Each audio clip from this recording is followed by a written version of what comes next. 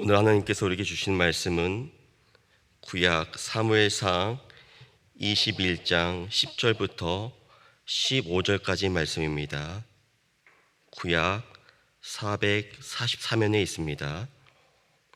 사무엘상 21장 10절부터 15절까지 말씀을 저와 여러분이 한 절씩 교독하겠습니다. 제가 먼저 10절 말씀을 읽겠습니다. 그날에 다윗이 사울을 두려워하여 일어나 도망하여 가드왕 아기스에게로 나가니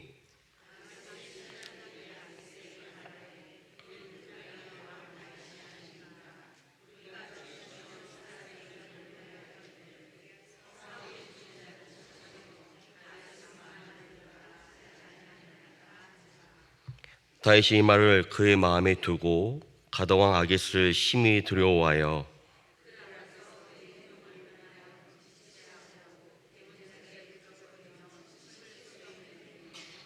아기스가 그의 신하에게 이르되 너희도 보거니와 이 사람이 미치광이로다. 어찌하여 그를 내게로 데려왔느냐. 함께 읽겠습니다. 부족하여서 너희가 이 자를 데려다가 내 앞에서 미친 짓을 하게 하느냐. 이 자가 어찌 내 집에 들어오겠느냐 하니라. 아멘. 최근에 제3회 청룡 시즈 어워즈라는 그러한 시상식이 있었습니다. 이 시상식은 뭐냐면 드라마 부분과 예능에 대해서 시상을 하는 그러한 시상식이었는데요. 이 시상식 중에서 드라마 작품상으로 뽑힌 드라마가 있는데 여러분이 잘 아실지 모르겠습니다. 제목이 정신병동에도 아침이 와요라는 드라마가 있습니다. 제목이 독특하죠. 이 정신병동에도 아침이 온다라는 드라마인데요. 내용은 이 정신병동 안에서 일어나는 다양한 얘기를 다루고 있는 겁니다. 어쨌든 이 드라마 이 작품상에서 최우수로 뽑히게 되었고 이 감독이 나와서 그 작품에 대해서 이 수상을 받게 되었습니다. 그리고 이 소감을 하게 되는데 이렇게 말하는 것인데 그 수상 소감이 제 마음에 깊이 각인되었습니다. 이렇게 말했습니다. 한국 현대 사회를 살아가는 절반도 마음의 병으로부터 자유롭지 않다고 생각합니다. 우리는 빈틈을 하루하루 채우려고 애쓰려고 하지만 오히려 빈틈을 만들어낸다고 생각합니다. 이 드라마를 통해서 지치고 상처받은 여러분 가슴에 위로가 되기를 진심으로 바랍니다. 저는 이 수상 소감이 되게 인상 깊었는데 인상 깊은 이유가 있습니다. 우리는 살면서 빈틈을 주려고 하지 않습니다. 뭔가 빈틈이 있으면 허술해 보입니다. 그래서 우리는 일생을 살면서 그 빈틈을 꽉 채우려고 하죠. 그런데 이 감독이 말하는 게 뭐냐면 빈틈을 너무 꽉 채우려 하다 보니까 많은 한국 현대 사회에서 이 정신질환이 있다는 것입니다. 그러니 빈틈을 좀 꽉 채우려고 하지 말고 좀 빈틈을 만들면 어떻겠냐는 그런 소감이었죠. 그런데 생각해 보니까 이 내용이 믿음 안에도 작동되는 것 같습니다. 우리가 이 하나님을 믿으면서 어떠한 상상을 하냐면 어떠한 기대가 있냐면 내가 하나님을 잘 믿으면 나의 부족한 부분이 메꿔질 거야. 나의 허술한 부분들이 주의 은혜로 꽉 채워질 거야. 그럼 예수님을 잘 믿으면 나는 완벽한 인간이 될 거야 라고 하는 기대가 있습니다. 그래서 우리는 열심히 기도를 합니다. 기도를 통해서 나의 부족한 부분들을 채우려고 하죠. 근데 열심히 기도하지만 그 빈틈이 채워지지 않으면 우리는 실패와 절망을 경험합니다. 신약학자인 제임스 에드워즈는 자신의 책 틈이 파신 하나님에서 이렇게 말합니다. 하나님은 우리가 가장 약하고 절망적인 순간에 빈틈이 생길 때 그 빈틈 사이로 틈이 파셔서 우리와 함께 하신다. 어떤 의미입니까? 이 빈틈이 있어야만 틈이 생기고 그 틈 사이로 하나님이 개입하신다는 겁니다. 우리가 생각하는 신앙의 방향과는 사뭇 다릅니다. 우리가 생각하는 신앙은 완벽주의, 능력주의입니다. 내가 예수님을 잘 믿으면 완벽한 인간이 될 거야. 내가 예수님께 열심히 기도하면 나의 부족한 부분이 채워져서 더 나은 인간이 될 거라는 기대를 갖고 있습니다. 그런데 이런 삶을 추구하다 보면 빈틈이 꽉 메워져서 정작 하나님이 들어갈 공간이 없어진다는 것이죠. 이게 무엇입니까? 바로 율법주의입니다. 누가 많이 정죄하고 비판합니까? 나름 완벽하다고 하는 사람들이 남을 향해 정죄하고 비판합니다. 그렇다면 복음은 무엇입니까? 나는 나에게도 연약함이 있다. 나에게 빈틈이 있다. 그 빈틈을 자랑하는 게 복음이죠.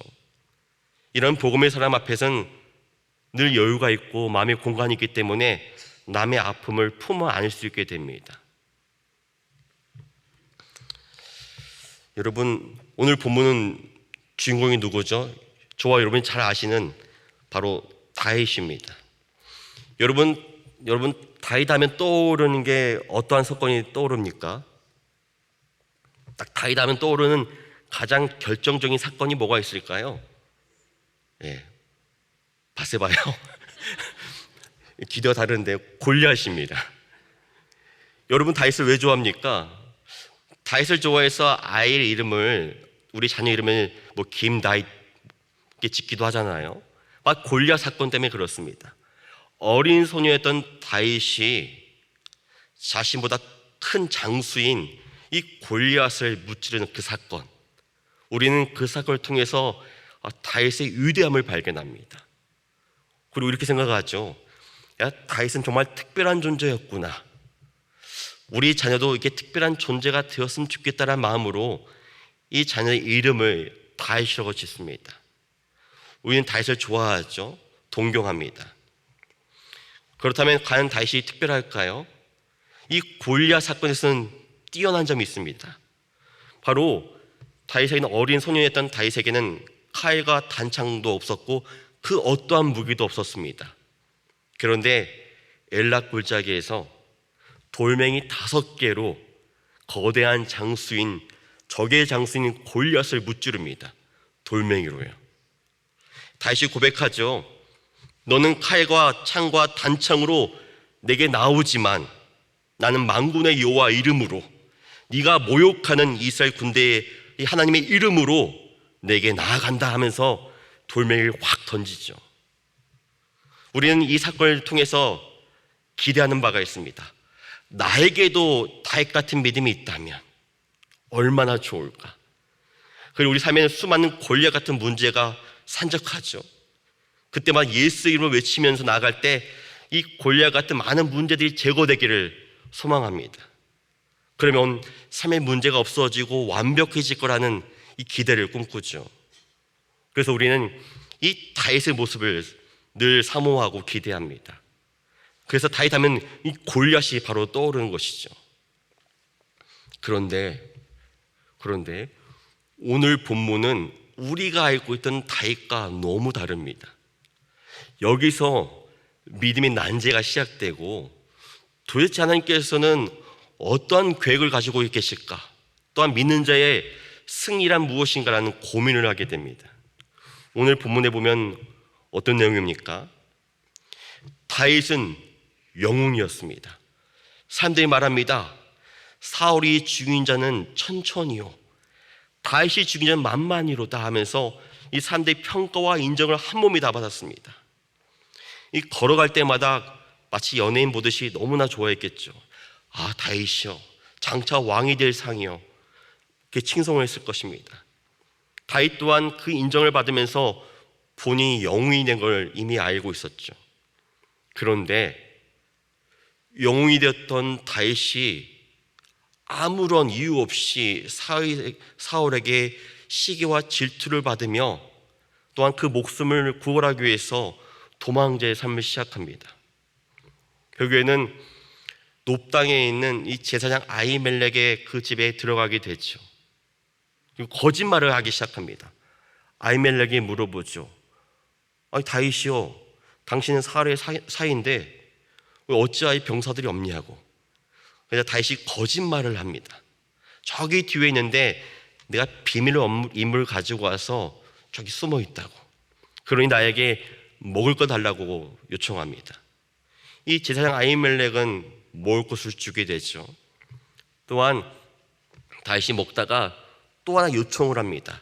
내가 급히 왔는데 급히 오다 보니까 나에게 무기가 없다고 말합니다. 무기 좀 달라고 합니다.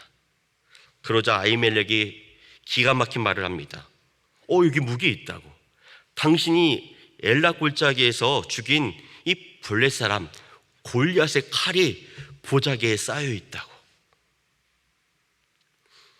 여러분, 한번 우리가 다윗의 마음으로 돌아가 볼까요? 지금 다윗이 도망자의 삶을 살고 있습니다. 원래는 영웅이었습니다. 골리앗을 죽였습니다. 많은 사람들이 칭송했습니다. 근데 한순간에 바로 도망자의 삶으로 전락해버렸습니다. 그래서 지금 살기 위해서 이 제사장 앞에서 거짓말을 하고 있는데 무기를 달라고 하는데 그 무기가 자신이 죽였던 골리앗의 칼이었습니다. 이 다윗은 그 칼을 달라고 하죠. 다윗은 이 골리앗의 칼을 받으면서 어떤 생각이 들었을까요? 내가 영웅이었는데, 내가 정말 골리앗을 죽였는데 그 칼이 여기 있는데 아무리 생각해도 내가 왜 도망자의 삶을 살아야 되는지 이해할 수 없다. 내가 잘못한 게 없는데 왜 사울왕은 나를 죽이려고 할까? 하나님께 원망하는 마음이 있었을 겁니다. 아무리 생각해봐도 난 잘못한 것이 없는데. 이 다윗의 고통, 이 다윗의 고민은 우리가 잘 아는 욥의 고통과 동일합니다. 욥기에서 욥이 말하죠. 나는 율법을 잘 지켰는데 어찌하여 나에게 이런 일이 생기지? 자식이 다 죽었습니다. 재산을 다 잃었습니다. 이해할 수 없습니다. 친구들이 비판합니다. 정죄합니다. 욥은 이 고통에서 괴로워하고 결국에는 하나님께 자신의 불평과 화를 토해냅니다. 다윗과 욥의 공통점이 무엇입니까? 난 정말 열심히 살았는데, 난 정말 열심히 하나님께 기도했는데, 내가 한 거라고는 성실뿐인데 왜 나에게 이런 일이? 바로 이 고통에 빠져든 것이죠. 그런데 고통은 여기서 끝나지 않습니다. 다윗이 자신의 목숨을 구하기 위해서 결국에는 합리적인 선택을 합니다.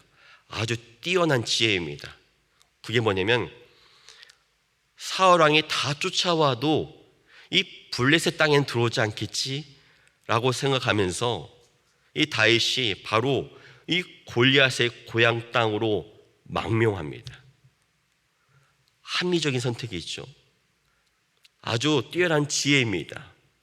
다윗은 아마 여기까지는 쫓아오지 않겠지라고 해서 사울 왕으로부터 내가 목숨을 구했다고 하는 안심을 얻었을 겁니다. 그런데 변수가 등장하죠. 그게 뭐냐면 그 나라에 가니까 이 바로 가드의 신하들이 말합니다. 왕이시여, 이 다윗 누굽니까? 왕입니다. 사울이 죽인 자는 천천이라고 했고 다윗이 죽인 자는 만만이라고 했습니다. 왕입니다. 이 사람이 마음이 변할지 모릅니다. 이 사람을 믿어서는 안 됩니다 하자 다윗이 순간적으로 덜컥 겁이 났습니다. 사울을 피해서 왔는데 또 다른 적이 있구나. 나 인생은 끝났구나. 그래서 어떤 행동을 하죠? 오늘 본문에 읽었던 것처럼 미친 척을 합니다. 침을 질질 흘립니다. 그리고 대문을 긁습니다. 살기 위한 몸부림이죠. 그 모습을 보고 있던 왕이 말하죠. 야, 미쳤네. 야, 저 다윗 소문과 다르게 미치광이네. 쫓아내. 라고 하면서 이 다윗이 가까스로 목숨을 구합니다. 여러분, 영웅이었습니다. 골리앗을 무찔렀습니다. 많은 사람들이 칭송했습니다. 그런데 지금 이 순간에 자신도 이해할 수 없는 상황에 처해 있고 지금 죽을 뻔한 위기에 처해 있었습니다. 살기 위해서 왕의 사이가, 왕이 될 제목이 비참하게 목숨을 구걸하며 침을 흘리고 미치광이 신세처럼 그런 행동을 하게 되었습니다. 다윗은 그 문에 나설 때 이런 마음이 들었을 겁니다. 비참하다. 나에게 왜? 나에게 왜? 여러분, 저는 이 말씀을 읽을 때 제 마음도 불편했습니다. 왜냐하면 나도 언젠가는 마치 많은 사람들의 칭찬과 인정을 받다가도 어느 순간에 닿으면 나도 이런 신세로 될 수 있겠구나 하는 생각이 들었습니다. 그래서 머리를 굴려봤습니다. 어떤 머리를 굴렸냐면 도대체 다윗의 잘못이 뭐길래 하나님이 이러한 고난을 겪게 했을까? 다윗이 도대체 잘못한 게 뭐가 있을까? 찾아봐도 없는 것 같습니다. 우리는 이 다윗의 모습을 보면서 똑같은 괴로움에 빠지죠. 일종의 두려움이 있습니다. 우리 예수님 잘 믿다가 나도 모를 이해할 수 없는 고난에 빠지면 어떻게 할까? 여러분, 우리는 고난이 오면 모든 것들을 내 입장에 생각합니다. 내가 보기에, 내가 생각하기에, 나. 우리의 생각은 나의 인식을 벗어나지 못합니다. 이걸 뭐라 하면 율법주의 관점이라고 하는 것이죠. 해답을 얻을 수 없습니다. 그런데 이 나중에 다윗이 시편 34편에서 이 사건을 경험하면서 이렇게 고백합니다. 기가 막힌데요. 이렇게 말합니다. 내가 여호와를 항상 송축하며 내 입술로 항상 주를 찬양하리이다. 내 영혼이 여호와를 자랑합니다. 내가 여호와께 간구하며 내게 응답하시고 내 모든 두려움에서 나를 건지셨도다. 또 하는 말이 여호와의 천사가 주를 경외한 자를 둘러 진치고 그들을 건지시는도다. 또 이어서 너희 성도들아 여호와를 경외하라. 그를 경외한 자에게는 부족함이 없도다. 아니, 다윗이 지금 이 상황 속에서 이 사건을 재해석하며 고백합니다. 다윗은 이 사건에서 천사를 보지 못했습니다. 그런데 돌이켜보니 하나님이 도와주신 거였구나. 그리고 이것은 나의 비참함이 아니라 나로 하여금 하나님이 경외하는 법을 알게 해주려고 허락하신 사건이었구나 하면서 하는 말이 하나님을 경외하는 자에게는 부족함이 없다라고 고백하고 있습니다. 아니, 지금 다윗은 너무 부족합니다. 여전히 사울이 죽이려고 하고 사방의 적입니다. 그러는 말이 하나님을 경외하는 자에게는 부족함이 없다고 힘차게 찬양하고 있습니다. 이게 바로 뭐냐면 복음적인 사고방식입니다. 다윗은 이 고난까지 처음에 나는 잘못한 게 없는데, 나는 정말 열심히 섬겼는데, 난 골리앗을 죽였는데 라고 하면서 이 모든 것들을 자신의 입장에서 생각했습니다. 그런데 이 바로 가동 아기스 앞에서 미친 척을 하면서 자신이 쌓았던 자신만의 자존심이 산산조각 났습니다. 자신의 믿음이 산산조각 나고 깨어졌습니다. 자신의 생각이 깨어지니까 비로소 하나님이 보입니다. 그래서 이 하나님 편에서 모든 것들을 해석하고 바라보게 된 것이죠. 복음이 무엇입니까? 하나님이 세상을 이처럼 사랑하사 독생자를 주셨으니 하나님이 주어입니다. 하나님이 나를 사랑하셨다. 하나님이 나를 택하셨다. 하나님이 나를 구원하셨다. 또한 우리가 언제 구원받았습니까? 우리가 아직 죄인 되었을 때, 그때 하나님 우리를 구원하셨습니다. 바로 이 하나님 편에서 생각한 모든 것들을 이 복음적인 사고방식이라고 하는 것이죠. 이 다윗은 아이러니하게도 믿음이 좋을 때 이 하나님의 입장에 생각한 게 아니라 자신의 그 나름대로 믿음이 완전히 깨질 때, 바로 그 빈틈이 생길 때 하나님이 틈이 파셔서 이 하나님의 생각으로 자신의 삶을 되돌아보게 되었다는 것이죠.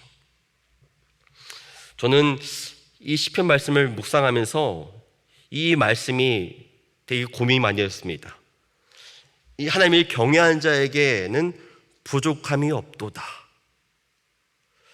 알듯한데 또 모르는 것 같습니다.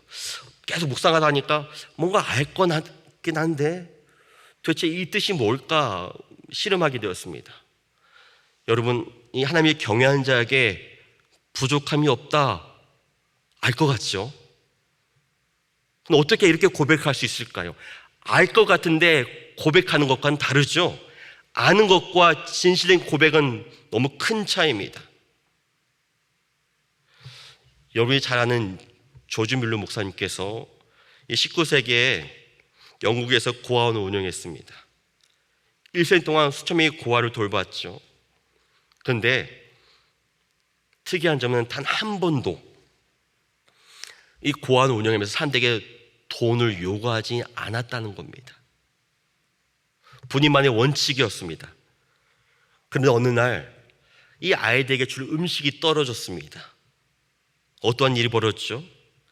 한 제빵사가 전날에 마음이 감동함이 일어나서 그 빵을 아이들에게 나눠주기 시작했습니다. 우유가 없는데 마침 그 고아원을 지나가던 우유 수레가 있었는데 그 수레 바퀴가 고장난 겁니다. 이대로 두면 우유가 다 상하니까 그 우유를 배달하는 사람이 그 우유를 다 기부하게 되었습니다. 의도치 않게 빵과 우유를 먹게 된 것이죠. 여러분 이 이야기를 들으면서 이렇게 생각할지 모릅니다. 야, 기도하면 다 되는구나. 야, 기도하면 이루어지는구나. 빵도 주시고 우유도 주시는구나. 그렇다면 한 가지 질문을 던질까 합니다. 왜 우리는 하나님께 기도하지 않는 것일까요? 조지 밀러 목사님과 우리의 차이점은 무엇일까요? 알고 있습니다. 그런데 이것을 경외하지는 않습니다. 하나님을 경외하지 않으니 진실되게 기도할 수 없는 것이고, 진실한 기도가 없기 때문에 그 기도가 이루어지지 않는 것이죠. 기대하지 않는 것이죠. 우리는 기도하기보다 도움을 먼저 요청합니다. 기도는 하나의 부록에 불과할 뿐입니다. 정말로 하나님을 경외한다는 건 무엇이냐면 기도하는 겁니다. 하나님께 전적으로 신뢰하는 것입니다. 나의 모든 삶을 하나님께 전적으로 의탁하는 것입니다. 그리고 그 기도 응답을 기대하는 것이죠. 우리는 그런 마음으로 기도하지 못합니다. 왜냐하면 전적으로 하나님을 신뢰하지 못하기 때문에, 전적으로 하나님을 경외하지 못하기 때문에. 여러분, 이 경외라는 단어가 영어로 두 단어가 있습니다. 하나는 여러분이 잘 아는 fear입니다. 두려워하다, 공포에 떨다. 또 다른 의미는 honor입니다. 영광을 돌리다. 여러분, 경외의 의미는 무엇이냐면 하나님을 그냥 두려워 떠는 게 아닙니다. 정말 하나님을 전적으로 믿기 때문에 신뢰함으로 하나님을 존귀 여기는 겁니다. 그 마음에는 신뢰가 기반이 되어 있는 것이죠. 왜 저를 비롯하여 우리는 왜 하나님께 조지 뮬러 목사님처럼 기도하지 못하는 것일까요? 하나님을 경외하지 못하니까. 최근에 대기업에 다니는 젊은 성도님을 만나게 되어서 이것저것 얘기를 나누게 되었습니다. 그러다 그분이 그러더라고요. 대기업에 다니는 이 80% 정도가 이 정신질환이 있다고 합니다. 요즘 이게 뭐라고 하나 부끄러움이 아니라고 하더라고요. 이유가 뭐냐면 언제 잘릴까 두려워하는 거죠. 또한 상사로부터 인정 못 받을까 봐 늘 두려워 떤다고 합니다. 그리고 열심히 노력했는데 성공하지 못할까 봐 두려워하고 떤다고 합니다. 이 불안에 시달린다고 하죠. 근데 그 약을 먹을 수밖에 없다는 것입니다. 또 열심히 일하다 보니까 뭔가 성취하게 됩니다. 수많은 돈이 들어오게 된답니다. 그래서 어떠한 일이 벌어지냐면 돈에 집착하게 됩니다. 성공에 집착하게 되죠. 서로 비교하게 됩니다. 그래서 저 사람 짓밟아야 되는데 라고 하는 그러한 욕구 심리가 있는 것이죠. 제가 그래서 그분한테 얘기 나누다가 그러면 선호님은 그걸 어떻게 해결했냐 물어보니까 기가 막힌 말을 해주시더라고요. 그냥 심플합니다, 목사님. 너무 잘 아는 건데 그냥 기도했습니다. 여러분, 대단한 거 아닙니까? 기도했다고 합니다. 돈의 노예가 되지 않게 해달라고. 그래서 자기에게 생긴 변화가 뭐냐면 하나님에 대한 의존도가 높아졌다고 합니다. 모든 걸 하나님께 의존해야지. 의존도. 그걸 뭐라고 표현할 수 있을까요? 하나님을 경외하는 자에게는 부족함이 없도다. 이 고백과 동일한 것이죠. 여러분, 저는 개인적으로 다윗의 위대함이 이 골리앗 사건에 있지 않다고 생각합니다. 저는 다윗의 위대함이 바로 이 사건에 있다고 생각합니다. 가장 비참할 때, 가장 필요할 때, 미친 척할 때, 그러나 그 안에서 자신의 모든 게 산상조각 났지만, 자신의 삶에 균형이 생겨서 빈틈이 생겼지만 이 하나님의 초대함으로 함께 더 의지하게 됐던 그 믿음의 시작, 다윗은 비로소 하나님을 경외하게 되었습니다. 다윗은 하나님께 모든 인생을 하나님께 맡기게 될 수 있었죠. 여러분, 믿음이란 무엇이냐면 나의 믿음의 세계가, 나의 믿음의 가치관이 계속 깨어지는 겁니다. 언제까지 깨어져야 될까요?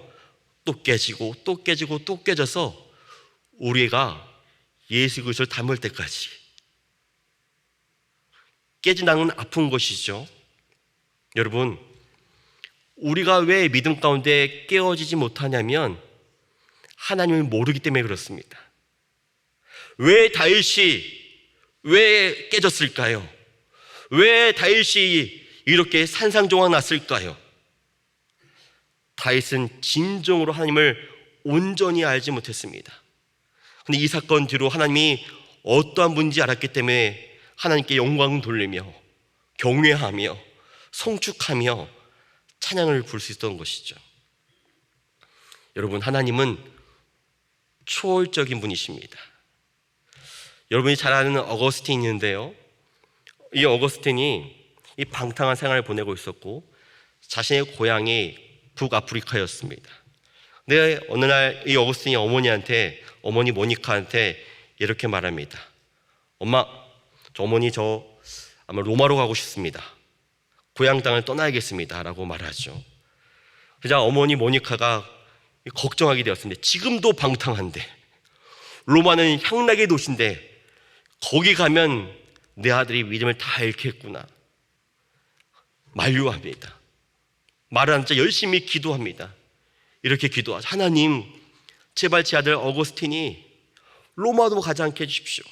제발 기도합니다. 그런데 이 기도 응답이 이루어졌을까요? 어거스틴이 어머니의 만류를 물리치고 로마로 가버립니다.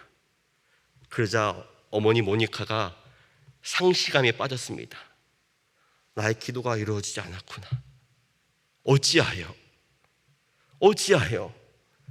그런데 어거스틴이 로마로 가서 바로 그 주교인 암브로시우스를 만나게 되고 이 어거스틴은 회심하게 됩니다. 여러분, 이 점이 매우 중요합니다.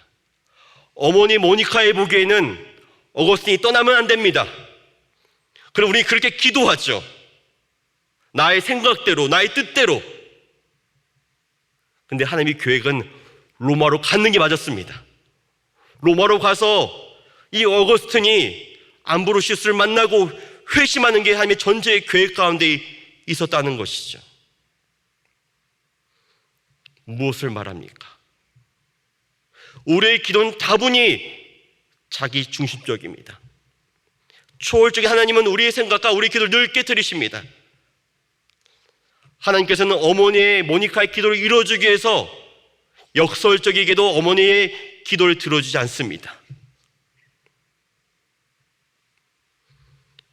바로 이게 복음인 것이죠. 절대 율법으로는 이 하나님 생각을 담을 수 없는 것입니다.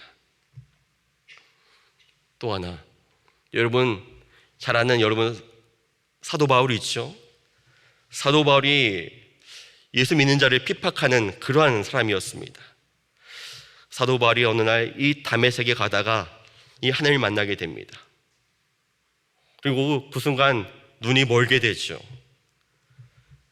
근데 제자 아나니아에게 예수님께서 환상을 보여주면서 바로 사울에게 가라고 말합니다. 아나니아가 말하죠. 아니 하나님, 사울은 예수 믿는 자를 죽인 자였습니다. 근데 제가 왜 그 사람한테 가야 됩니까? 라고 하는 말을 합니다. 그러자 하나님께서 이렇게 말씀하시죠. 가라. 이 사람은 택한 나의 그릇이다. 아나니아는 이해할 수 없었습니다. 그런데 그 말씀에 순종해서 떠났습니다. 그리고 사울을 보자 이렇게 말합니다. 형제 사울아. 어떤 일이 벌어졌습니까? 이 순종 때문에 사울이 바울 되었습니다. 바울이 나중에 시간이 지나서 자신이 당한 고난을 이렇게 고백합니다. 나는 살 소망까지 끊어질 정도로 고난을 당했다. 마치 사형 선고를 받은 것과 같았다. 그런데 뒤의 말이 더 은혜가 됩니다. 이는 우리로 자기를 의지하지 말고 오직 죽은 자를 다시 살리시는 하나님만 의지하게 하심이라.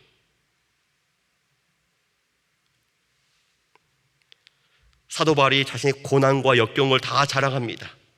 아픔을 다 자랑합니다. 자신의 깨어짐을 자랑합니다. 자신이 하나님을 왜 경외해야 되는지를 말하죠. 결론이 뭐냐면 하나님만 의지하게 되었다. 하나님만 의지하게 되었다. 하나님만 의지하게 되었다. 다윗이 하나님을 경외하게 되었습니다. 그건 무엇을 말하면 난 일생 동안 오직 하나님만을 의지하겠다. 여러분, 이게 믿는 자의 복입니다. 왜 믿냐고요? 믿어서 무엇을 얻냐고요? 얻어지는 거 없습니다. 우리에게 주어지는 게 없습니다. 그런데 우리에게 주어진 믿는 자의 복은 무엇이냐면 하나님만 의지하겠다, 하나님만 경외하겠다고 이 고백을 할 수 있는 삶. 누구도 이해할 수 없지만 이게 복이라고 고백할 수 있는 우리의 믿음, 이게 바로 다윗이 얻게 된 신령한 복이라는 겁니다. 여러분이 추구하는 복은 무엇입니까? 어떤 분이 이런 일이 있었다고 합니다. 서핑을 타고 있었는데 위험한 파도가 치고 있었습니다. 근데 갑자기 뒤에서 이 기침 소리가 들리는 겁니다. 뒤돌아보니까 젊은 남자가 물에 빠져 있는 것이죠. 살려달라고 막 아우성 치고 있는 겁니다. 그래서 이 사람이 보도에 내려서 이 사람을 구하려고 하다가 멈칫거렸습니다. 왜냐하면 내가 이 사람을 구하려다가 나를 잡아당기면 어떻게 하지? 물에서 되게 위험한 건데. 그래서 그거 멈추고 사람들을 불러서 이 사람을 구해서 해안 밖으로 데리고 왔습니다. 이 사람은 이 사건을 회상하면서 이렇게 생각합니다. 여러분, 만약에 그 많은 사람들이 이 사람을 구하려고 쉽게 갔다가 그 손을 잡으면 어떻게 될까요? 그 사람을 살기 위해서 몸부림칠 겁니다. 그럼 그 사람이 함께 죽겠죠. 물에 빠져 익사할 것입니다. 어디서 그런 힘이 나올까요? 의지의 힘일까요? 아닙니다. 그 힘의 구는 지금 절대적인 약함의 자리에 있습니다. 나 이러면 죽는데, 나 이러면 끝나, 살려줘 라고 하는 이 절대적인 약함의 자리에서 그 힘이 발생하는 것이죠. 여러분, 다윗이 왜 하나님을 경외하게 된 줄 아십니까? 자신이 아무것도 할 수 없는 절대적인 약함의 자리에서 자신이 구해줄 자가 하나님밖에 없다는 것을 알게 되었습니다. 그러므로 이 하나님을 경외하게 된 것이죠. 우리가 하나님을 경외할 수 없는 가장 큰 이유는 무엇이냐면, 내가 정말로 약하구나, 정말로 물에 빠져서 죽을 수밖에 없는 그런 죄인임을 인정하지 않기 때문에 그러한 갈망이 없는 것이죠. 여러분, 우리가 지금까지 살아오면서 하나님께 기여한 게 뭘까요? 우리가 구원받을 때 기여한 게 과연 있을까요? 지금까지 살아오면서 우리가 기여한 것은 죄밖에 없는 것 같습니다. 오히려 살면서 죄가 더 많이 쌓이는 것 같습니다. 그럼에도 하나님은 우리를 택하시고 구원하시고 인도하십니다. 물에 빠져 죽을 수밖에 없는 우리의 운명을 건져내신 것이죠. 그러므로 이 말씀을 통해서 다윗처럼 하나님, 주님만 경외합니다. 다윗처럼 하나님만 의지합니다. 다윗처럼 오직 주님께 의지하고 그런 삶을 살겠다고 고백하는 우리의 삶이 되길 간절히 바랍니다. 함께 기도하시겠습니다. 하늘에 계신 우리 아버지여, 이름이 거룩히 여김을 받으시오며 나라의 임하옵시며 뜻이 하늘에서 이룬 것 같이 땅에서도 이루어지이다. 오늘날 우리에게 일용할 양식을 주옵시고 우리가 우리에게 죄 지은 자를 사하여 준 것 같이 우리의 죄를 사하여 주옵시고 우리를 시험에 들게 하지 마옵시고 다만 악에서 구하옵소서. 대개 나라와 권세와 영광이 아버지께 영원히 있사옵나이다. 아멘.